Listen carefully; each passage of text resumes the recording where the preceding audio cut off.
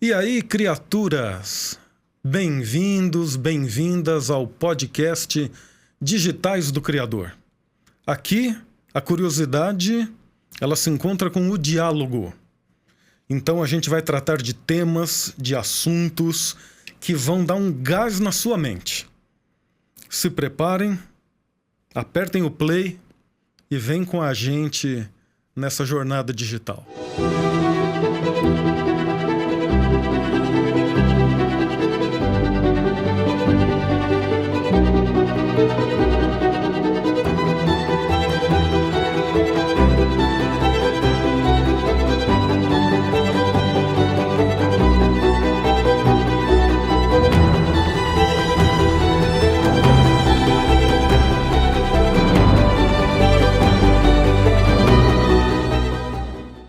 Muito bem.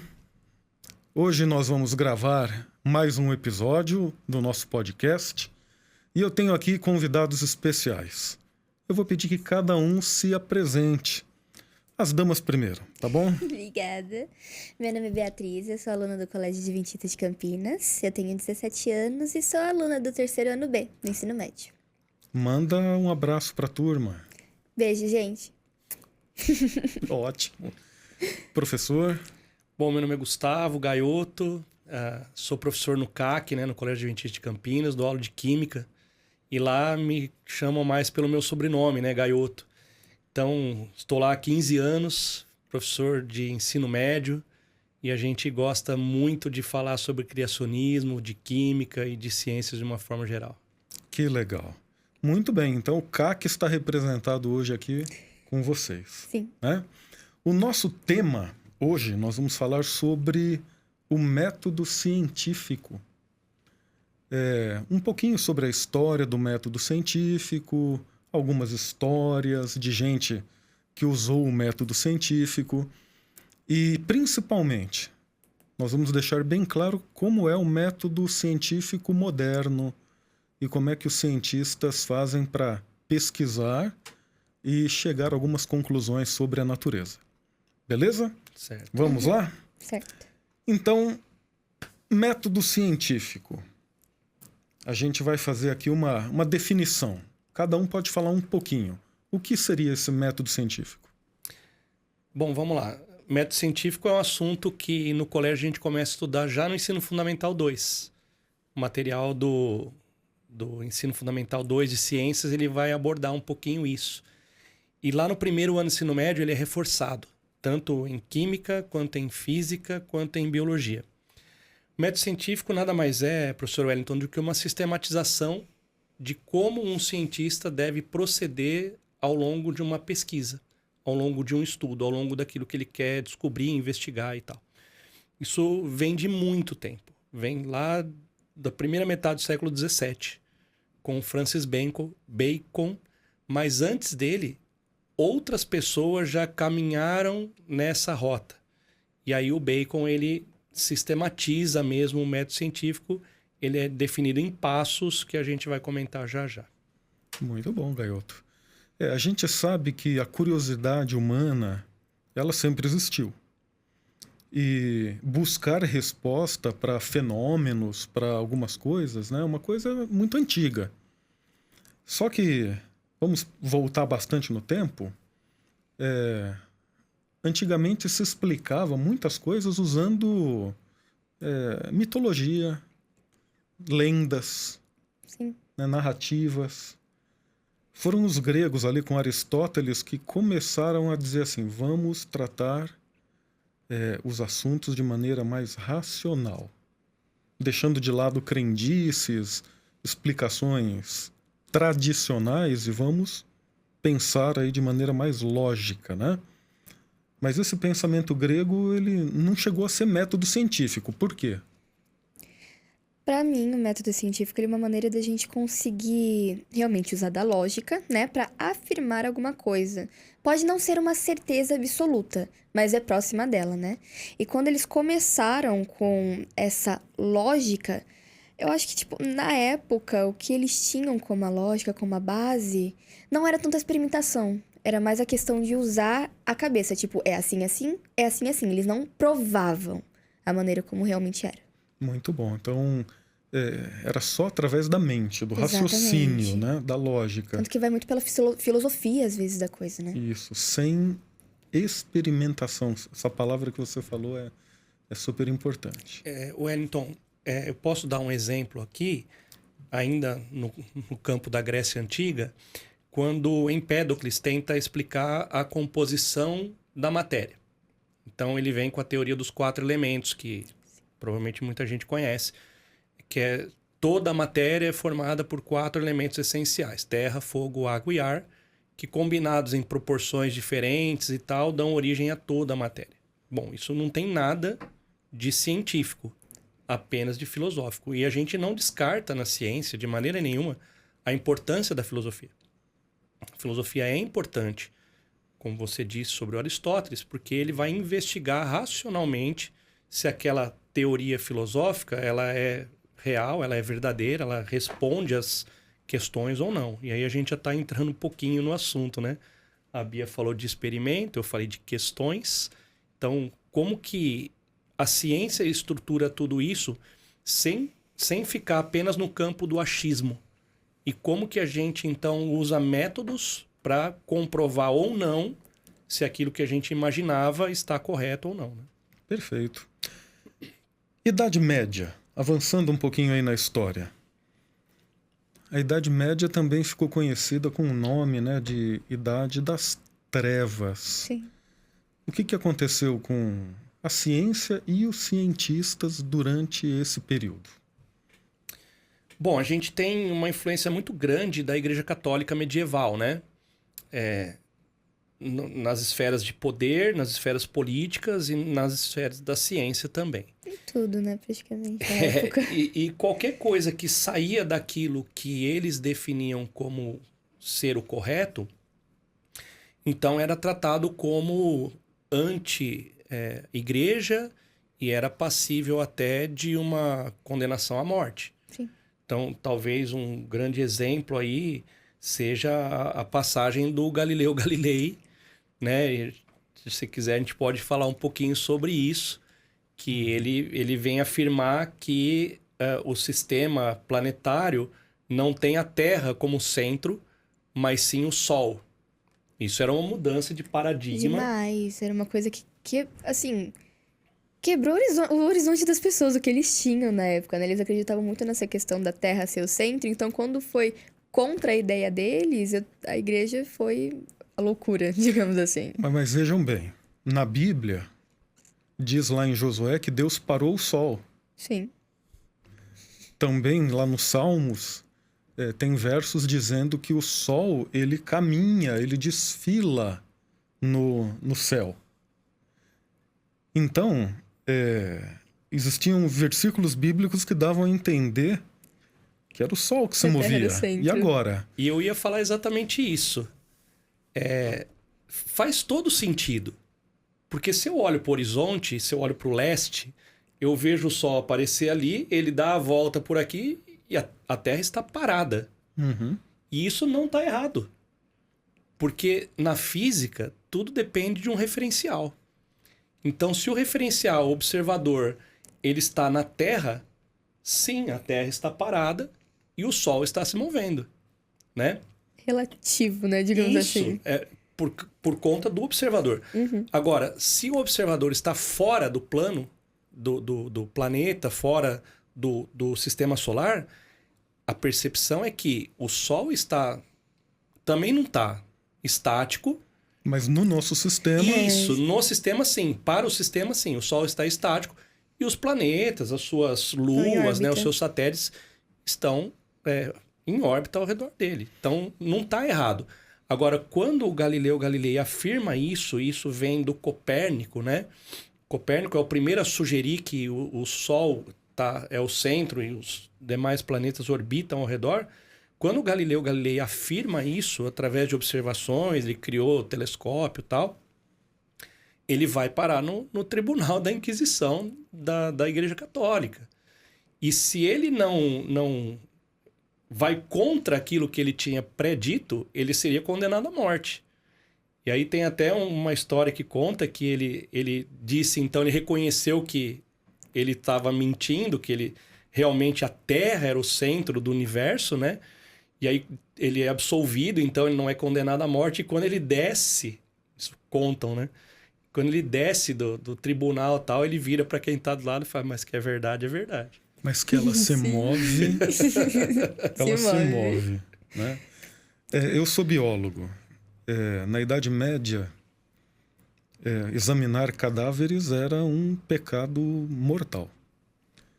Mas nessa época, artistas, escultores, pintores, eles escondidos e arriscando a vida, eles faziam dissecação de cadáveres humanos, de animais, porque eles acreditavam que, conhecendo a anatomia interna, eles teriam muito mais precisão na hora de esculpir, na hora de pintar. Não vou lembrar da época se é a mesma, mas Da Vinci fazia isso, não fazia? Da Vinci foi um camarada que fez isso já no finalzinho da Idade Média, né? Mas era complicado ser cientista e usar métodos para descobrir novas verdades naquela época, né? Novidade pro pessoal era uma coisa que gerava medo, né? Gerava saber do medo. novo. Exatamente. Era algo que assustava. Você é da química. Sim. Nessa época a gente tinha ali a alquimia. Uhum. A alquimia e a química, o que elas têm de relação? Bom, a alquimia ela não é reconhecida como ciência, tá? Porque tem muitos componentes não científicos nela. Misticismo, magia, obscurantismo, uma certa aura de coisa sobrenatural mística, e tal. né? Isso. Mas a alquimia, ela desenvolve métodos, nessa época, né? Os alquimistas desenvolvem, né? Métodos, desenvolvem materiais que a gente usa em laboratório até hoje. Eles descobrem substâncias ou descobrem ou criam, né, substâncias que são muito importantes. Então, a alquimia ela é dita, reconhecida como uma fase anterior à química, ou a mãe da química moderna, podemos dizer assim, né? E ela tem duas vertentes bastante fortes nessa época. Na verdade, a essência era buscar transformar a matéria, tá? Essa era a essência principal. Mas daí, o ser humano, pecado e tudo mais, então a ideia era o quê? Primeiro, transformar metal barato, ferro, chumbo e tal, em ouro. Então, como que eu posso manipular esses metais que são facilmente obtidos, são baratos, tal, baixo custo? Como que eu posso manipulá-los e transformar numa coisa muito valiosa, que é ouro na época, né? Então, isso ficou conhecido como um movimento chamado Pedra Filosofal. Aí teve um outro pessoal que falou, não, isso é muita futilidade, nós queremos coisas maiores e tal. Sim. Então, queremos ser eternos. Então, mais uma vez, o ser humano querendo ser como Deus, né? Queremos ser eternos. E aí, então, eles tentavam descobrir uma metodologia para alcançar a vida eterna. Isso ficou conhecido como o elixir de longa vida, que não sei se seria exatamente uma poção mágica, ou um xarope, ou coisa assim, né? Mas que os tornariam imortais. Eu desconfio que muita gente morreu tentando se tornar imortal. Com certeza. Tomando veneno, achando Exato. que era... Com certeza. Eu vim falando no caminho, né, com o Gaioto sobre isso, sobre como hoje em dia as pessoas acabam até confundindo, né, o que era pedra filosofal, elixir de longa vida. Mas acho que foi uma fase muito importante para a química, né, para chegar no que é nos dias de hoje. Eu estava explicando para a Bia, Wellington, que tem um filme que ficou famoso por uma série de filmes chamado Harry Potter. Sim. E o primeiro deles chama-se Harry Potter e a Pedra Filosofal. Eu abordo esse assunto com os alunos do primeiro ano de ensino médio quando a gente vai falar sobre isso. É um dos primeiros assuntos do ano.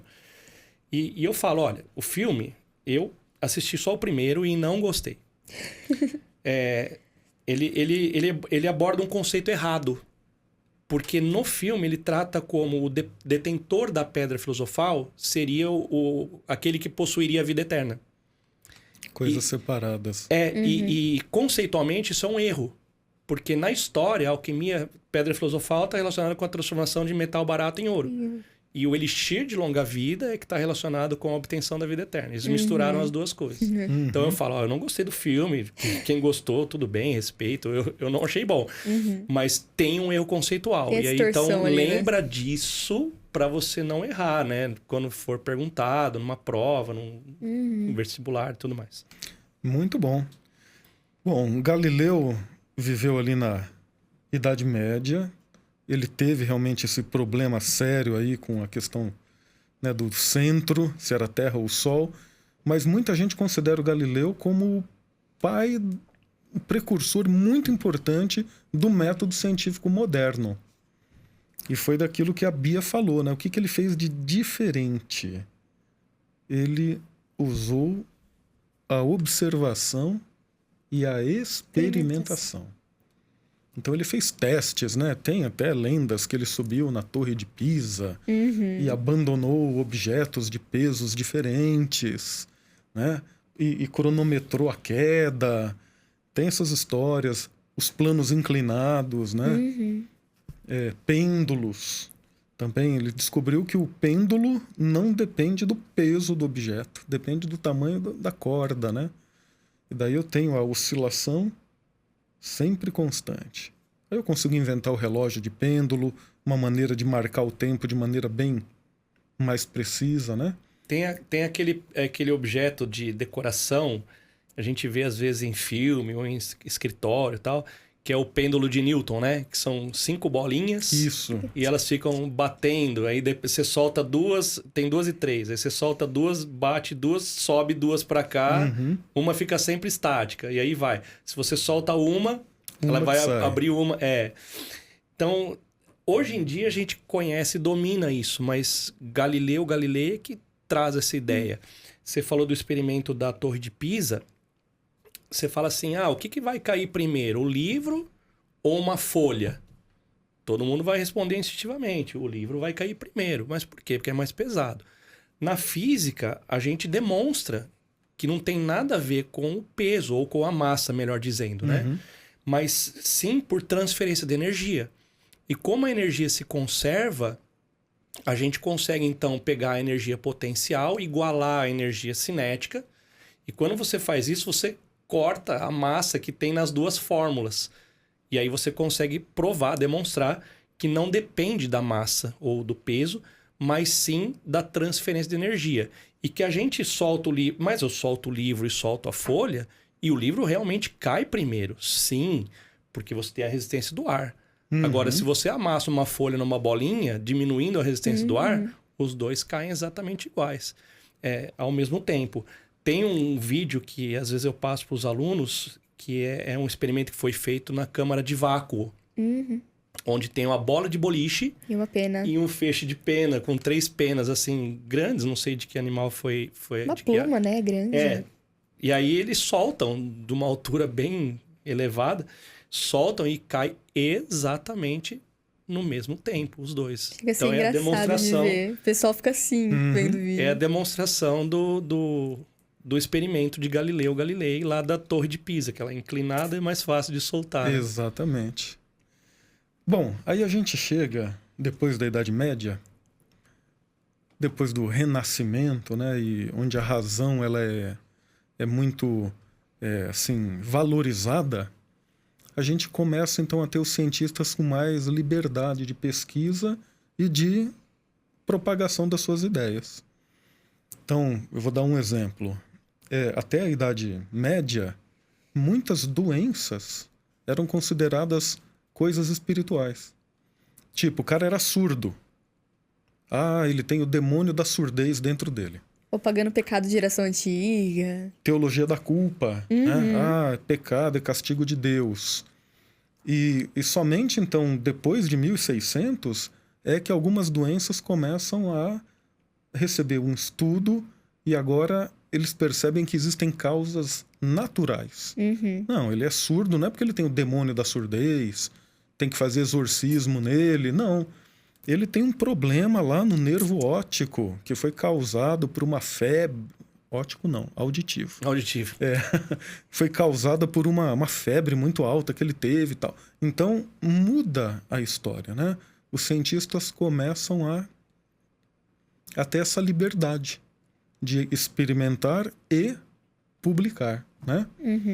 Tem um cientista que parece que você gosta bastante aí da Idade Média, da Idade Média não, Samuels. Eu gosto muito do Samuels porque ele foi uma figura muito importante para a descoberta da asepsia e também como surgiam alguns tipos de contágios, né, de doenças nesse período em que ele viveu.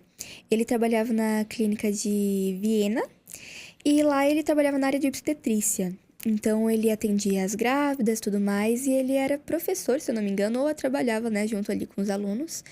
E ele percebeu que na área onde os alunos e professores atuavam, a taxa de mortalidade por febre, né, por infecção, era muito maior do que na área em que as parteiras, que eram as enfermeiras que, né, faziam os partos ali, trabalhavam. Então ele começou a se questionar, né, o porquê que tinha essa diferença. Que é aí que entra a questão do método científico no trabalho dele. Porque aí ele começou a usar grupos de controle para poder perceber, tipo, nossa, a grávida, ela paria em certa posição. Então, vamos ver se nesse grupo de controle com os estudantes, ela parindo nessa posição, ela também vai ter esse tipo de infecção. E aí ele percebeu que não era a posição. Então, ele foi tendo outros tipos de controle, né? Outros grupos, outros métodos. E aí ele percebeu que aí vem a questão da asepsia, que é muito importante, que os médicos que trabalhavam na área forense, com a necrópsia, né? Mexendo em corpos e tudo mais, que estavam doentes, junto com os alunos dele, não tinha essa questão da higiene para poder ir até a área das grávidas para poder fazer um parto. Então, vamos supor, né, uma doença qualquer, um corpo morreu de peste bubônica. Os caras estão lá mexendo tal e vão fazer o parto da mulher com todo resquício de sangue, de órgãos, sem lavar a mão nem nada, usando os mesmos instrumentos até para poder cortar que seja. Então foi um período muito importante, né, essa descoberta dele, até para a medicina de hoje em dia e tudo mais. Sim, olha, ele introduziu o lavar as mãos. Sim, coisa básica pra gente hoje em dia. Pois é, e ele sofreu uma resistência terrível.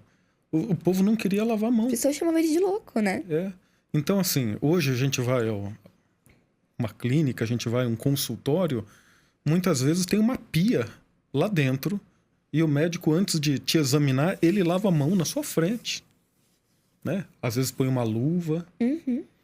Eu fico pensando o seguinte, olha, se não fosse o Samuels e essa ideia de higiene, sabe aquele palitinho que os médicos usam para baixar a língua da gente? Todo mundo.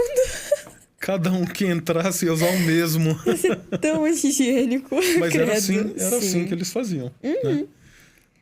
O Samuels, ele também usou, então, a observação, a comparação, né? Os dados, fez experiências, chegou a um dado super importante. Sim. Que a base hoje da cirurgia é sepsia e higiene, cuidar das... Tanto que existem métodos até de lavar a mão corretamente hoje em dia para poder fazer uma cirurgia que é até o cotovelo, né? Para pôr as luvas. E eu tenho certeza que se ele não tivesse descoberto isso nessa época, hoje em dia as coisas seriam, tipo, muito retrógradas, vou usar esse termo. Então, foi importantíssimo. Para mim, uma das melhores partes. Gente, estamos caminhando aqui para a parte talvez mais importante e final do nosso podcast, que é a gente falar os passos do método científico. A gente sabe que o método científico ele não tem assim uma fórmula que seja padrão, mas todo mundo usa mais ou menos uma sequência de eventos. Então vamos falar um pouquinho aí sobre quais são os passos, quais são os pontos importantes do método científico atual. Vamos lá, ele é sistematizado, vamos dizer assim, por Francis Bacon. Bacon era um alquimista e também um criacionista, assim como nós. O Galileu Galilei também era um criacionista. E ele sistematiza em 6 ou 7 passos o método científico, que é assim, quando um cientista ele quer investigar algum fenômeno, ele deve seguir esses passos para que tenha mais sucesso na sua investigação. Então, o primeiro seria a observação. Ele vai observar o fenômeno, ele vai gastar tempo ali olhando aquilo que ele quer estudar, né? tentando perceber o que está acontecendo. Na sequência, ele cria hipóteses, que são perguntas aleatórias. Ele questiona, né, o questionamento. Ele cria perguntas aleatórias. Por que isso acontece? Como que isso acontece? Por que morrem mais pessoas na sala onde estão os médicos do que na sala onde estão as enfermeiras? Né? Então, faz questionamentos. O terceiro passo aí sim é o das hipóteses. Então, ele tenta, sem nenhuma metodologia científica ainda, responder as perguntas que foram feitas no passo anterior. E aí, para mim, o ápice. Ele vai para a experimentação. E aí ele vai fazer testes, vai fazer experimentos incessantemente até esgotar todas as possibilidades. Bom, esses experimentos, eles produzem dados, né? A Bia falou, morre mais gente ali do que aqui e tal. Ele analisa esses dados, então é o próximo passo, a análise dos resultados. E por último, a conclusão. Realmente respondeu as minhas questões? Realmente eu consegui explicar esse fenômeno? Sim. Então eu parto para publicar. Geralmente é publicação de um artigo científico, de um livro ou coisa assim. Ou não consegui responder, não consegui desvendar tudo aquilo que eu queria saber do meu fenômeno. Então é necessário retornar a algum dos itens. Experimentação, questionamento. Pode ser lá no primeiro, observar mais, ou pode ser de novo na experimentação, fazer novos testes e tal. Então, o Francis Bacon, ele sistematiza isso. E por que isso é tão importante? Que ele, lá nos anos 1600, né? Início do século 17, por que isso é tão importante? Por que nós estamos falando disso em 2025? Porque até hoje, isso é usado na ciência. Nas ciências naturais, nas ciências médicas, né? Então, sempre que quer se saber a respeito de uma doença, a respeito de uma área qualquer da física, comportamento de átomos, então você vai basicamente trilhar esse mesmo caminho de 6 ou 7 passos proposto pelo Bacon lá 4 séculos antes. Interessante, né? Observação. O cientista, ele tem uma capacidade de ver um fenômeno que todo mundo acha comum. Com outros olhos. Exatamente. Com uma perspectiva diferente, né? Com outros olhos. E daí, na observação, eu dependo dos meus sentidos, meus 5 sentidos, mas hoje a tecnologia me permite usar equipamentos para melhorar a minha observação. Então eu podia falar assim, eu vou medir a temperatura da água aqui da caneca com o meu dedo. Que precisão tem isso? Agora eu posso pegar um instrumento, um termômetro, colocar aqui dentro, e aí eu vou ter uma marcação precisa. Eu posso olhar um telescópio, eu posso usar um binóculo, eu posso usar um microscópio, né? Expande a minha observação. Sim. Aí eu tenho a hipótese. Eu chamo assim a hipótese é uma tentativa de resposta. Eu acho que esse fenômeno está acontecendo por causa disso. É uma tentativa de resposta. Mas daí, para ele saber se essa resposta dele é válida, aí ele tem que fazer experimentação. Para confirmar ou não, né? E a experimentação, ela tem que ser pensada, planejada, para verificar aquela hipótese. Né? Essa ideia de cientista maluco que no laboratório mistura qualquer coisa, explode, né? É tudo pensado, né? Tudo nos experimentos planejado. realmente pode ter explodido alguma coisa. Pode, né? Pode dar ruim, mas ele faz pensando Sim. na hipótese. Sim. Ele faz assim uma previsão.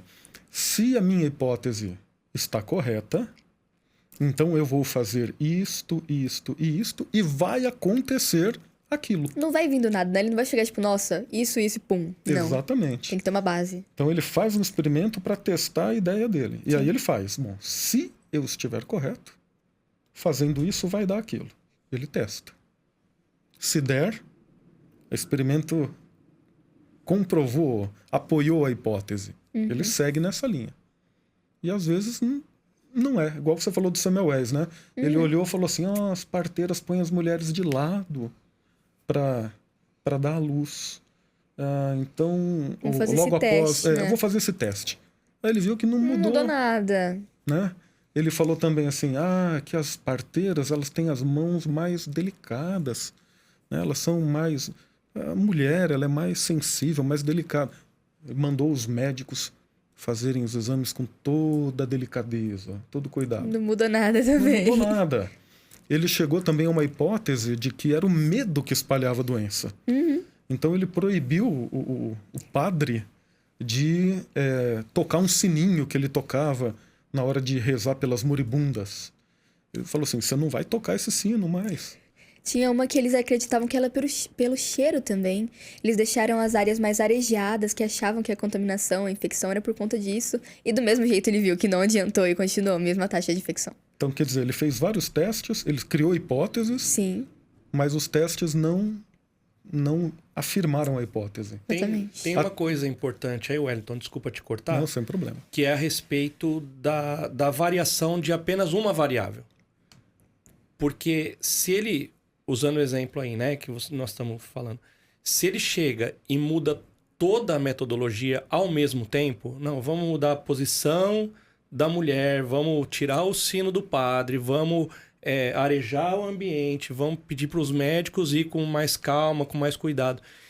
E por acaso para de acontecer o problema, ele não sabe por qual razão Exatamente. é que foi. Por isso que ele tem que ter a base de controle, É. né? Tem que ter o fixo, né? É Que o começa... grupo experimental, Isso. grupo controle. Então você mantém um parâmetro fixo, né? E varia.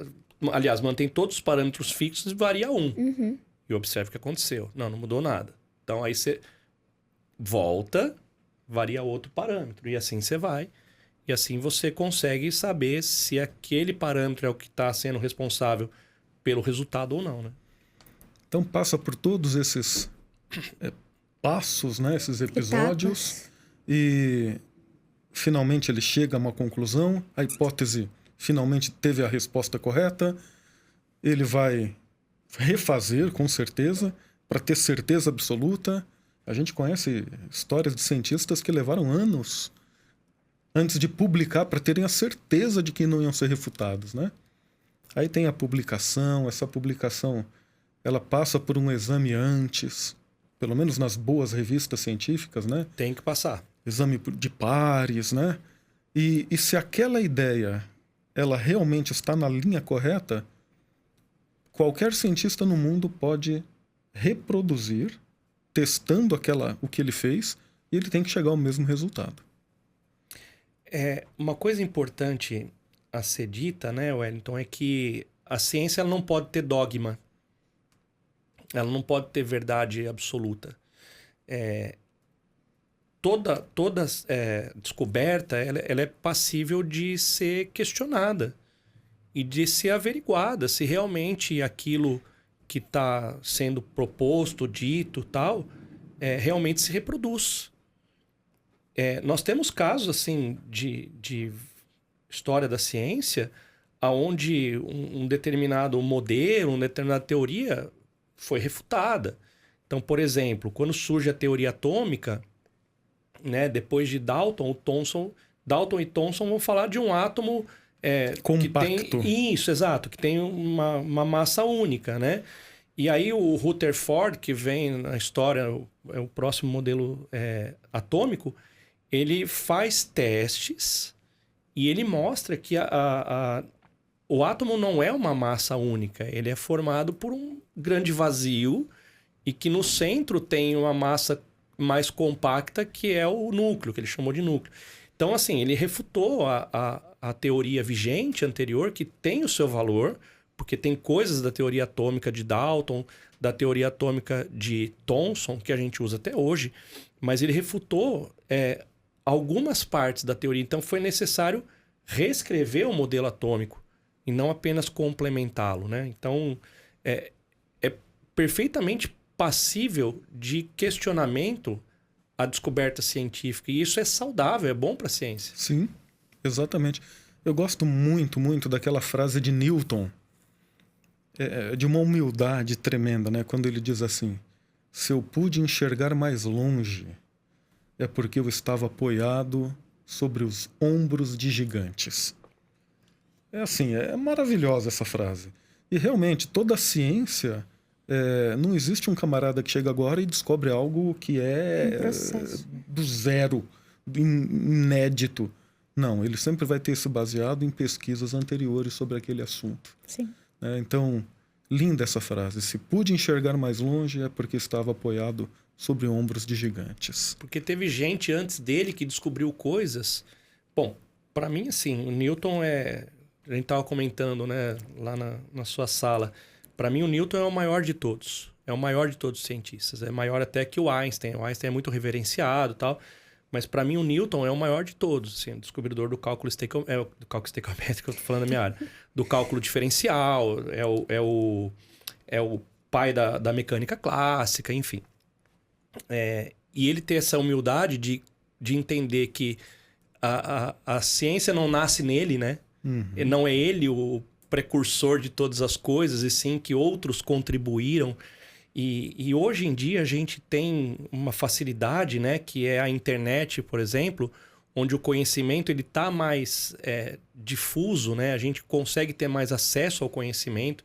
Claro, sempre tomando cuidado da fonte, né? Mas a gente consegue ter mais acesso ao conhecimento. O conhecimento acumulado antes, que era só em manuscritos da própria pessoa, um caderninho que alguém descobria e tal.